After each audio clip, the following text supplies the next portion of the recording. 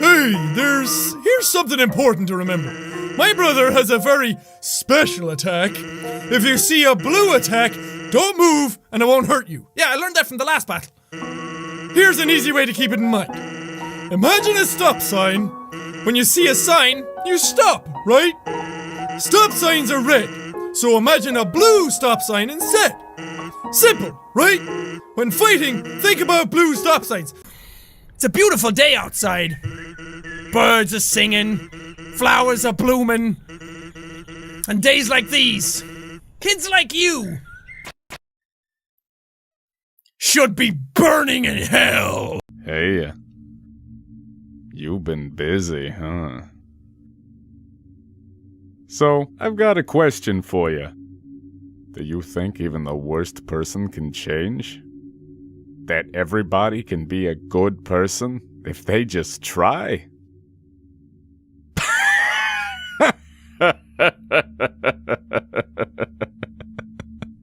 Well, sorry, old lady. This is why I never make promises.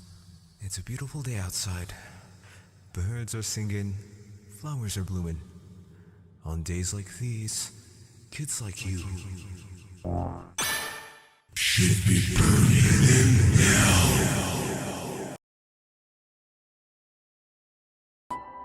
This little guy really stuck out his neck for you, huh? How'd he get like that anyway? Never mind. I'm sure it's a long story. I mean, I've heard of tall tales, but this is just silly.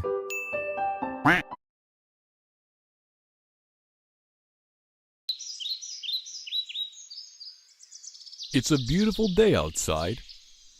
Birds are singing, flowers are blooming. On days like these, kids like you should be sleeping. It's 3 a.m. and on a school night. Geez, kid, you're gonna have a bad time keeping your grades up. One does not simply start genocide without bad times.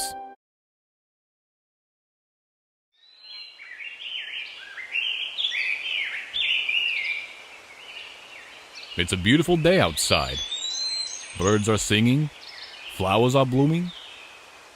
On days like these, kids like you should realize genocide isn't the only route in the game! I mean, you can race snails, you can dance with a robot, you can eat with me at Grillby's, I'll let you date my freaking brother for God's sake!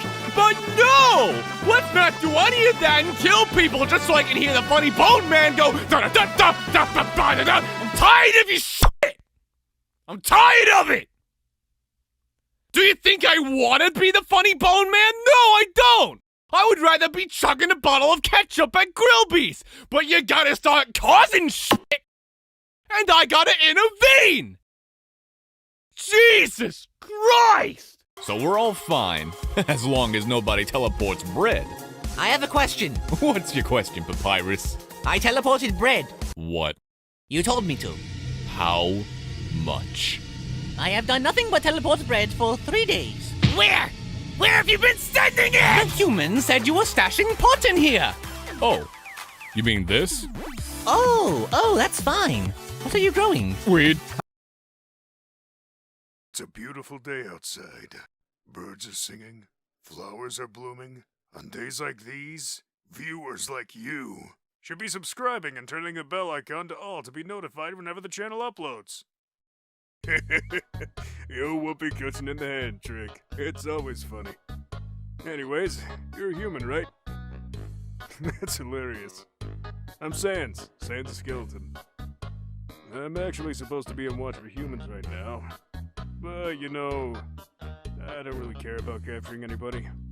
And my brother Papyrus, he's a human hunting fanatic. Third happy hour we hit, a girl was flirting with me, and I really wasn't that interested, but I was making general small talk, what's your major, where are you from, etc. But I asked some really weird questions. I threw in some zingers, some real humdingers, but two of them really stand out, two of them that really stick with me.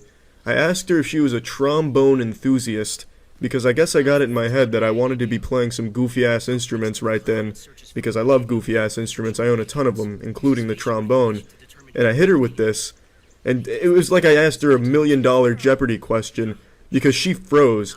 And then she very sarcastically said, "Oh, the trombone, that's a great instrument. Don't you mean tromboner, though? Oh." And then I was taken back. "Excuse me? Are you insulting the trombone?"